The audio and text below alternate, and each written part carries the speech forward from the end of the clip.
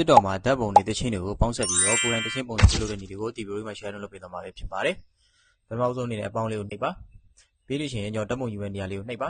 ။နှိပ်ပြီးလို့ရှိရင်ကျွန်တော်ထည့်ချင်တဲ့ပုံတစ်ပုံကိုရွေးချယ်ပေးရမှာပဲဖြစ်ပါတယ်။ရွေးချယ်ပြီးဆိုလို့ရှိရင်တော့ကျွန်တော်ဒီ edit ဝင်တဲ့နေရာလေးကိုနှိပ်ပါ။ပြီးရင်တော့ကျွန်တော်ရဲ့ပုံလေးကိုလက်လေးနဲ့တစ်ချက်ထောက်ပါ။ထောက်ပြီးဆိုလို့ရှိရင်တော့ကျွန်တော်နည်းနည်းလေးကြုံပြရမှာပဲဖြစ်ပါတယ်။နည်းနည်းလေးကြုံပြီးဆိုလို့ရှိရင်တော့ကျွန်တော်ဒီအောက်မှာ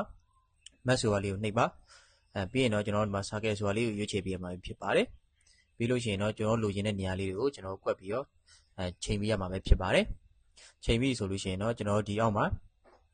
စတေကာဆိုတာရှိပါတယ်။စတေကာဆိုတာလေးကိုနှိပ်ပါ။ဒီစတေကာကိုနှိပ်ပြီးဆိုလို့ရှိရင်တော့ကျွန်တော်ဒီ server မှာ music ဆိုပြီးတော့ရိုက်ရှာပေးရမှာပဲဖြစ်ပါတယ်။ပြီးရင်ကျွန်တော်ဒီပုံစံလေးကိုရွေးလိုက်ပါမယ်။ရွေးပြီးဆိုလို့ရှိရင်တော့ကျွန်တော်တို့နဲ့ဓာတ်ပုံနဲ့တထီရလေးကြောင်းလို့ကျွန်တော်